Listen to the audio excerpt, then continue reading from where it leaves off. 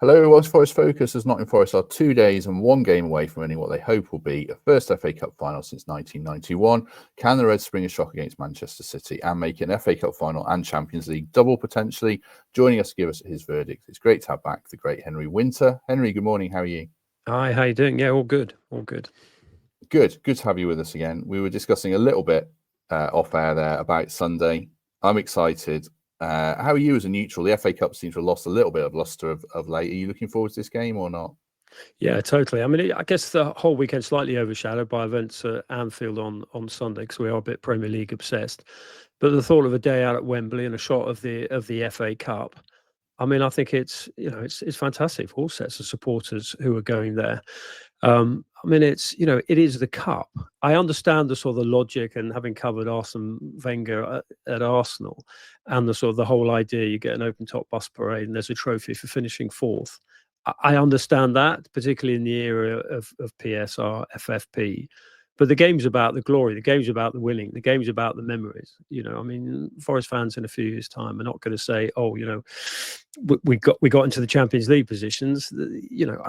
I know that's so important for your club because of your history in the 2 European Cups, and to go back in there and to compete amongst the elite. And you see what it's meant for Aston Villa fans this season.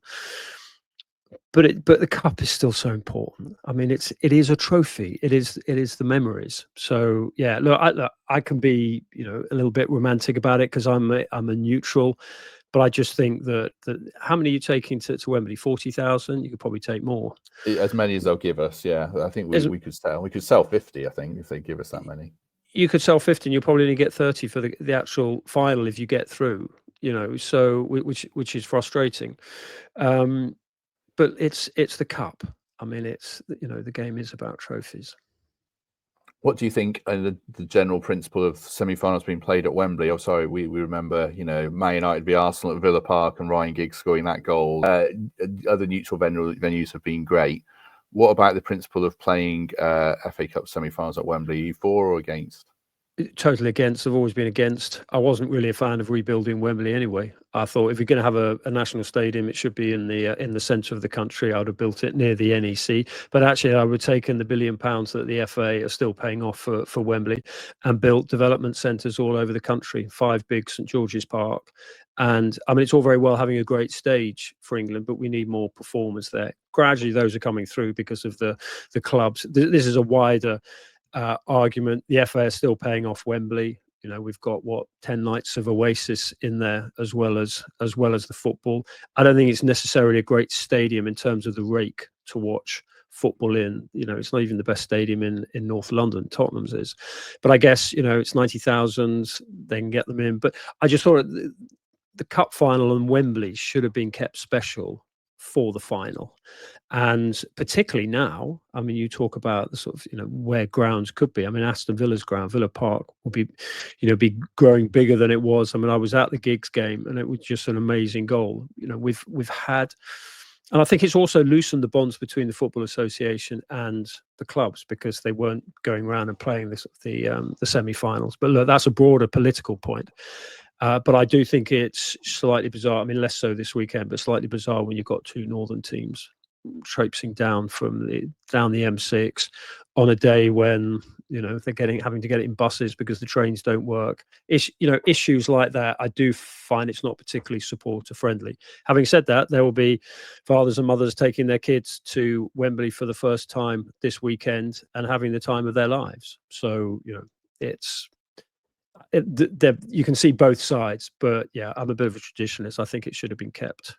I think the final should have been kept special for Wembley.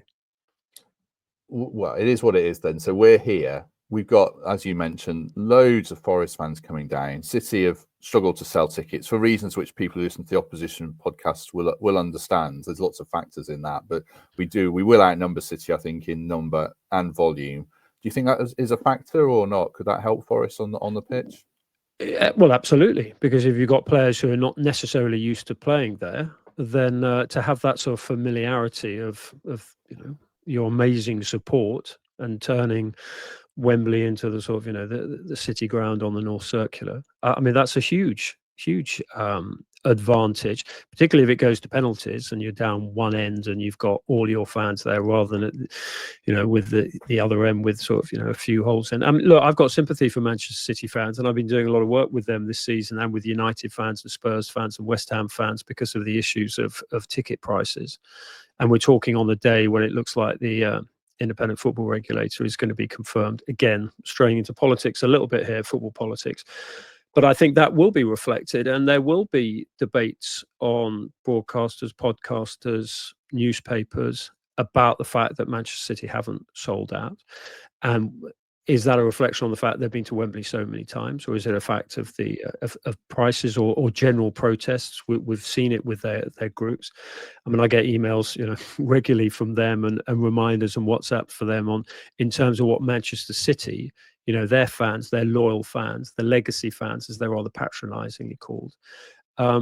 It is an issue. But in terms of for Nottingham Forest, for your fans, it is going to be, the sun will shine, get there early. They're good places to go. Although one of the best fan zones has now been turned into it's now got 4 paddle courts on it, which is the way football's going, or that modern society is going.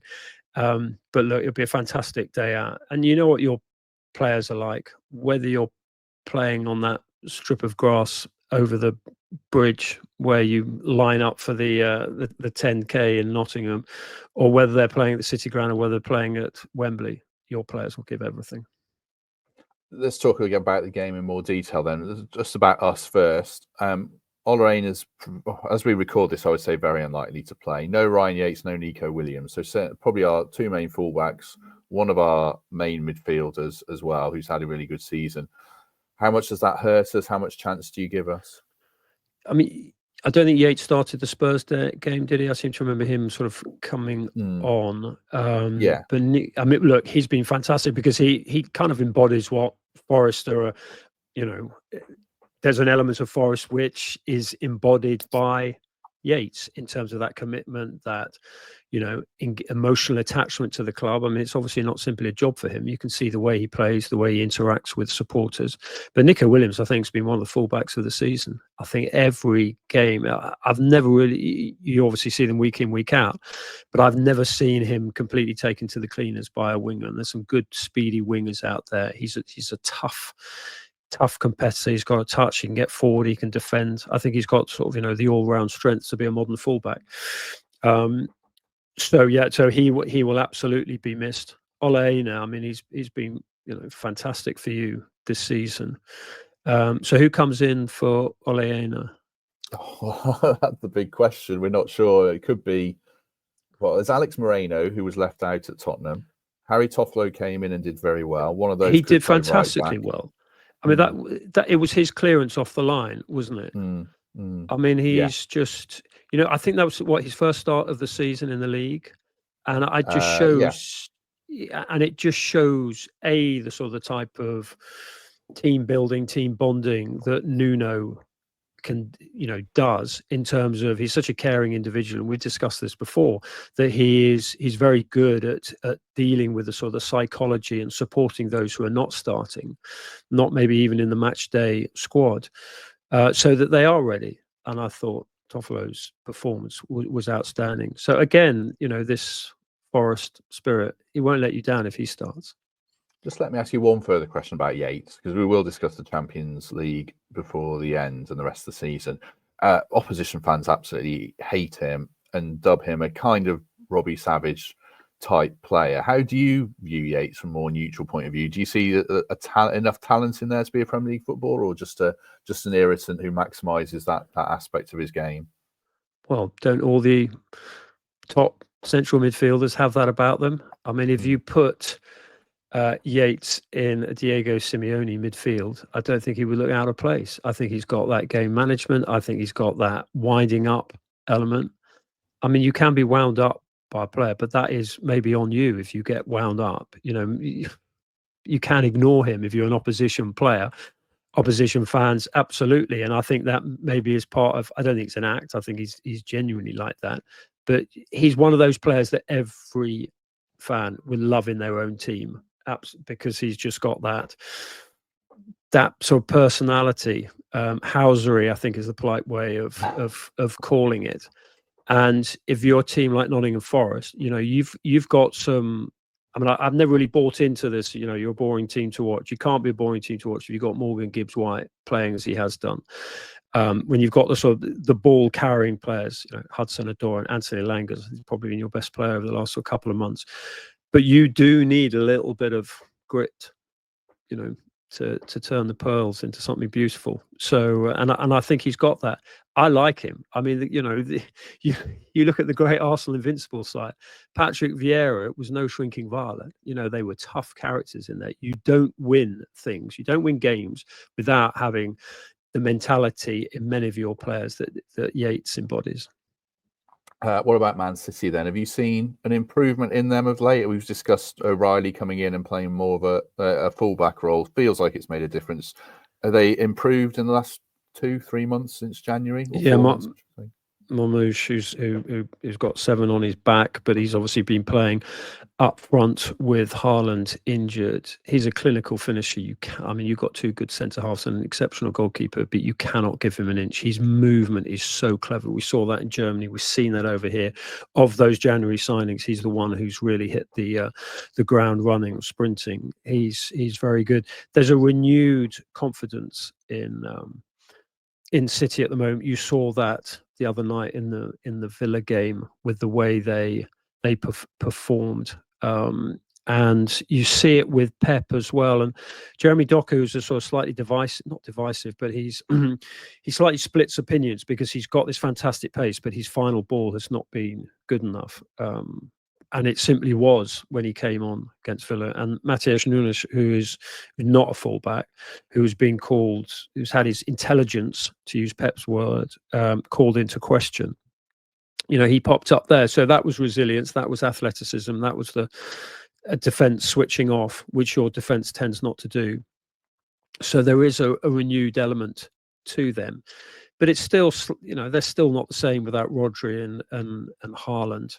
There's still 1 or 2 sort of concerns around the team, but they are Manchester City, and they've got the most obsessive manager, you know, that we've seen in recent years. So, yeah, you know what a tough. I mean, you're not favourites. So, is that we think that we don't mind that at all. It feels like sort of a pressure off situation. I don't know if City feel like they have to win a trophy this season or not, but it doesn't hinder us being underdogs at all, does it? No, not at all. I mean, it makes Nuno's team talk easier. I mean, if all the I can remember, I think I was at the Independent at the time when Wimbledon had the 88 Cup final, and I mean, I can remember all the previews were Wimbledon going to get absolutely tonked by this all-conquering Liverpool team. And I think that just made team talks, conversations amongst players easier. And you know, the history of the cup has been like that. You know, it's why we love the cup, and maybe it's something in the English psyche that we want, you know, every underdog to have his day. And absolutely, you know, I bet Nuno's absolutely delighted with the way it's being framed at Manchester City's revival. They're going to finish in the Champions League positions and they're going to win the FA Cup. He can just say, guys, just, you know, you've seen what people are saying. Now go and prove them wrong. Just a quick word of thanks for the Trent Navigation. A reminder that if you are travelling down to Wembley, they are open from 7 a.m. for breakfast, full bar service as well. So you before you get on the coaches, do fill up on breakfast and beer if that is of your fancy. Or if you're not able to go, spend the day at the Trent Navigation, enjoy the match there, and you can also enjoy a pre-match show in the company of the Fun Boy 2 from 2 p.m. Entry is free, first come, first served. Get your dinner there as well. Barbecue, pizza kitchen, outside bars, all open. And of course, 80s and 90s club classics, bangers, anthems, and floor fillers. So thanks very much to the NAV for their support. Enjoy the game at the NAV if you're not lucky enough to have a ticket. Let's talk about the Champions League running then, and potentially proving people wrong. Still, I'll just put up this graphic of the remaining fixtures. It's a couple it's a couple of weeks out of date, but you can see Henry was just talking about this before we started recording.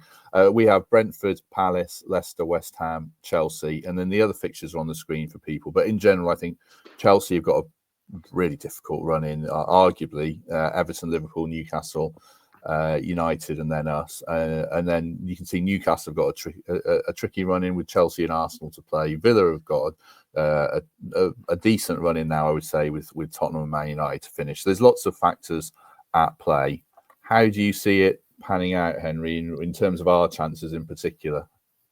To be honest, I thought for a while that you would stick in there, because I just think Nuno, this is perfect for him and his personality.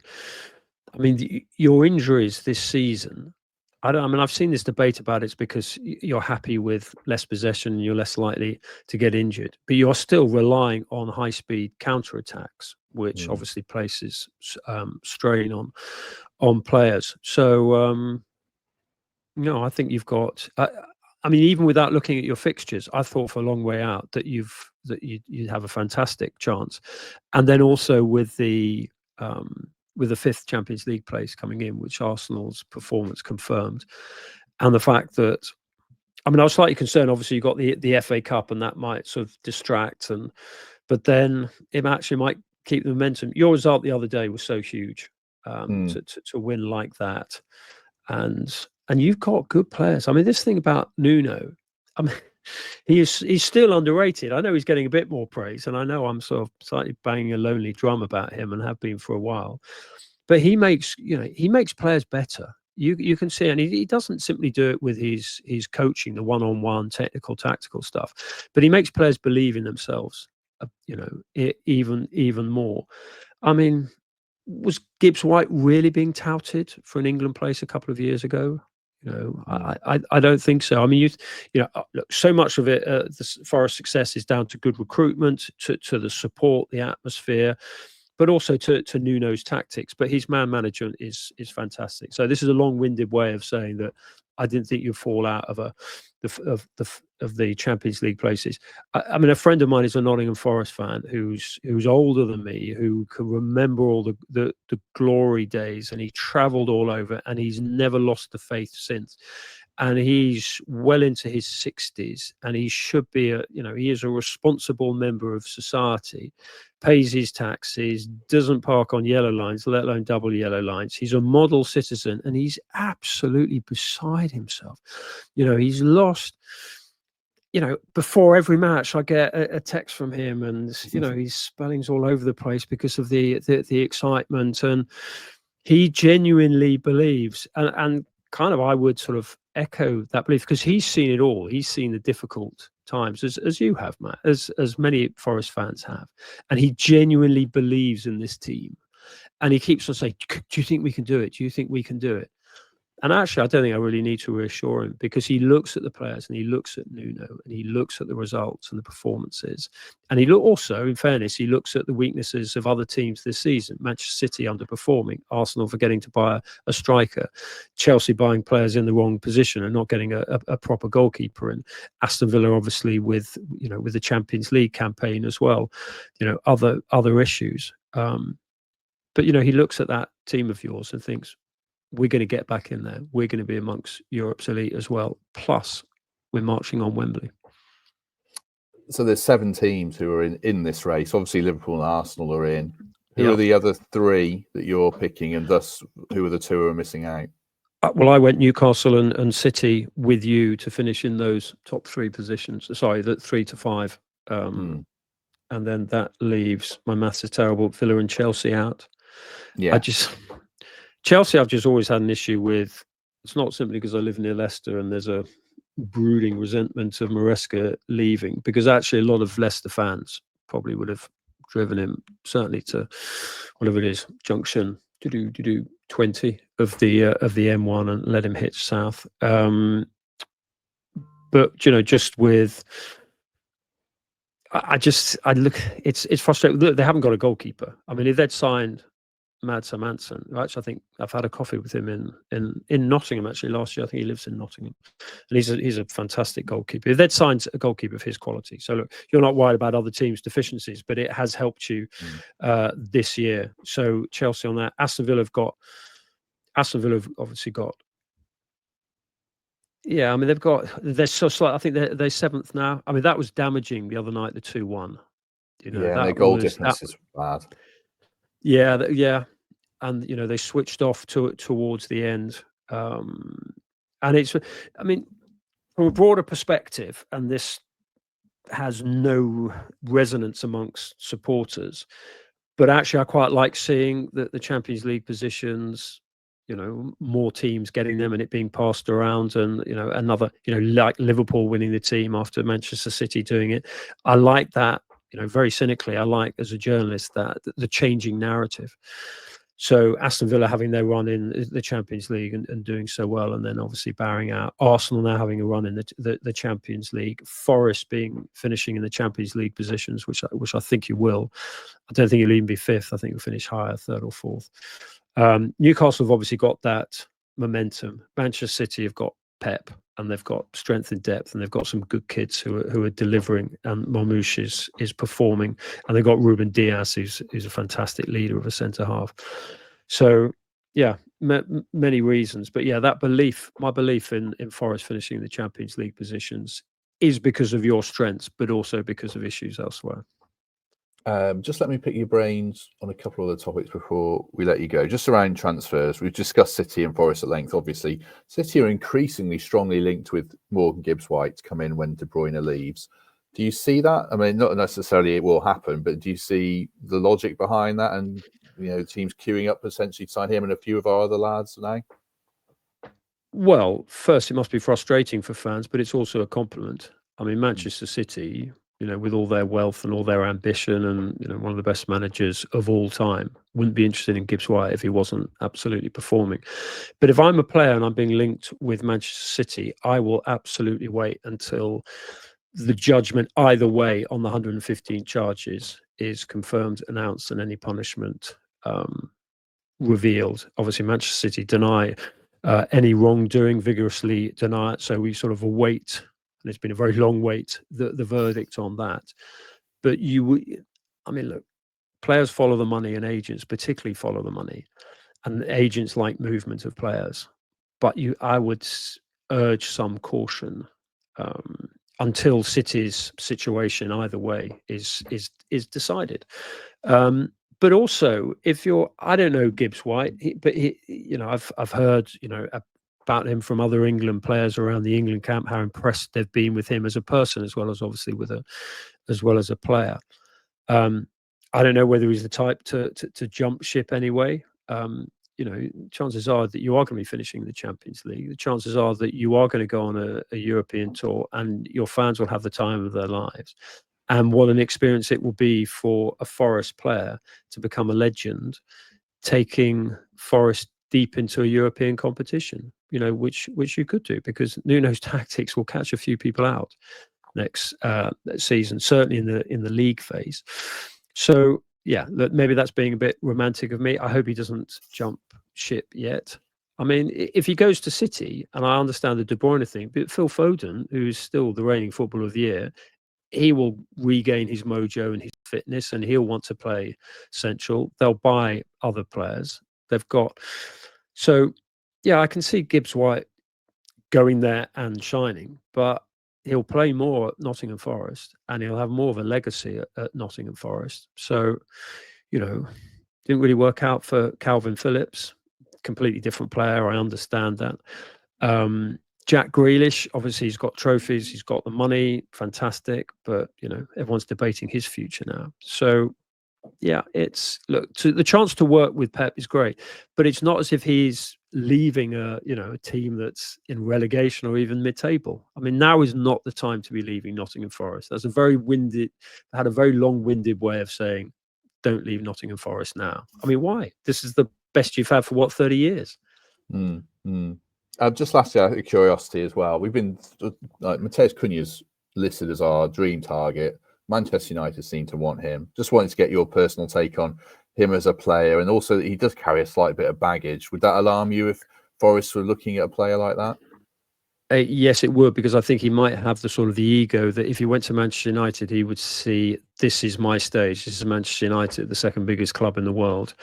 I think with Forest, he might, with, you know, respect your amazing ground, but it's, you know, it's not Old Trafford.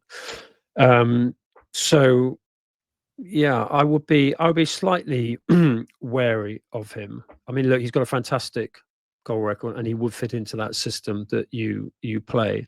I think he fits in particularly to the system that Ruben Amorim wants to play with those two number 10s. I'm not sure you really need him.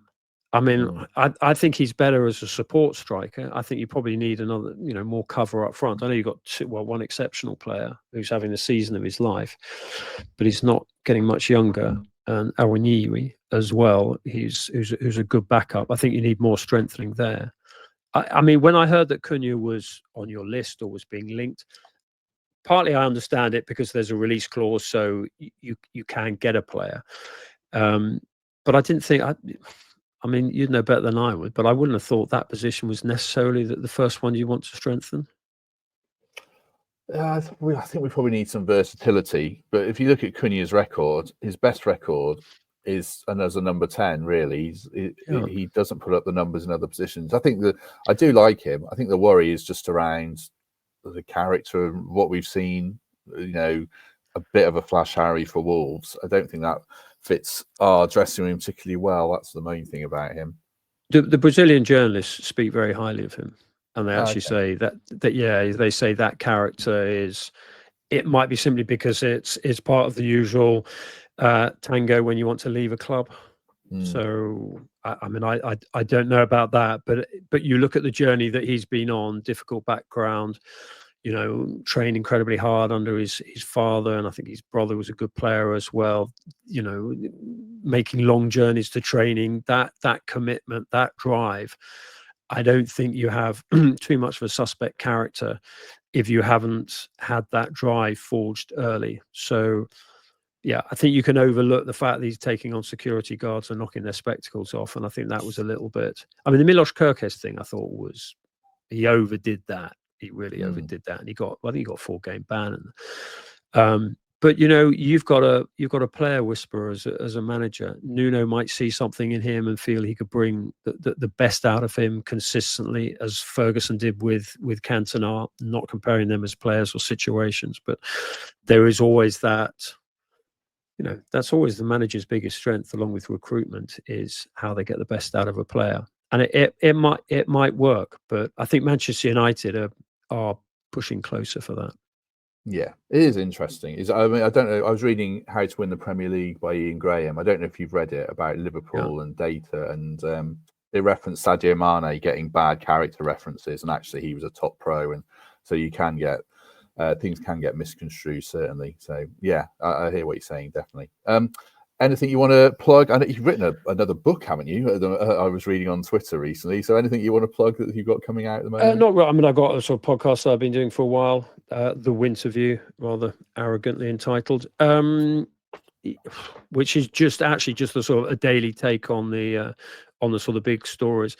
But actually, the thing that's actually been one of the most popular elements about it is that every day I do a focus on one of the community programs at one of the 92 clubs and beyond. And it is remarkable. I vote on the sort of the EFL Community Club of the Year and Community Player of the Year and Projects of the Year.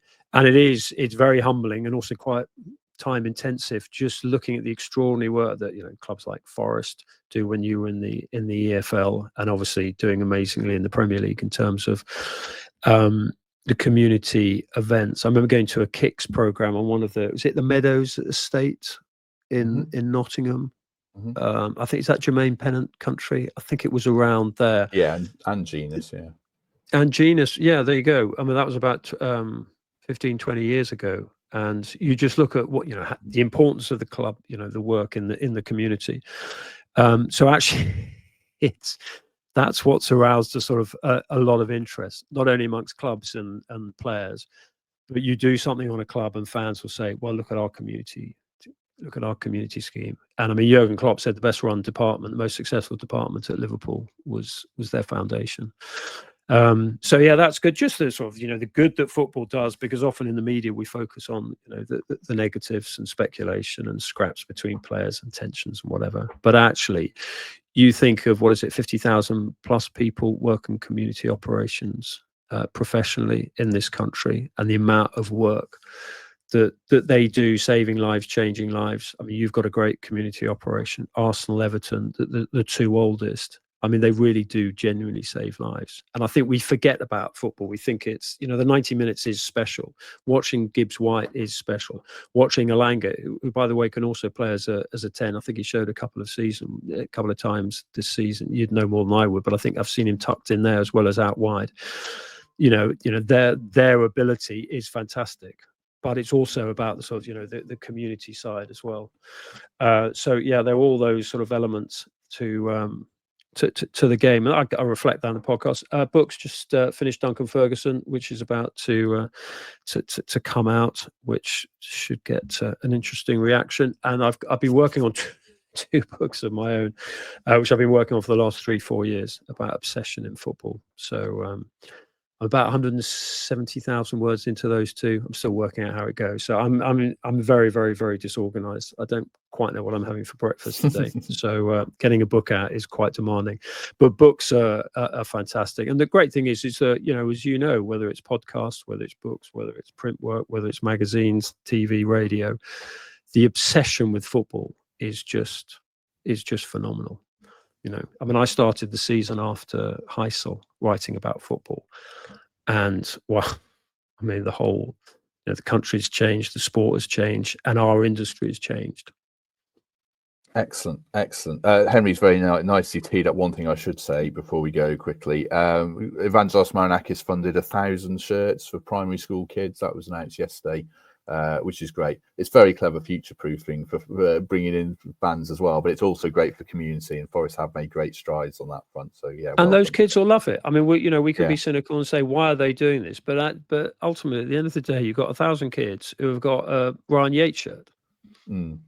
Yeah, and he gave them out. Him and Nico Williams, I think, were there giving them out at one of the schools as well, and a few of the Forest women players and Zach Abbott as well. So yeah, fantastic by Forest in the community as well.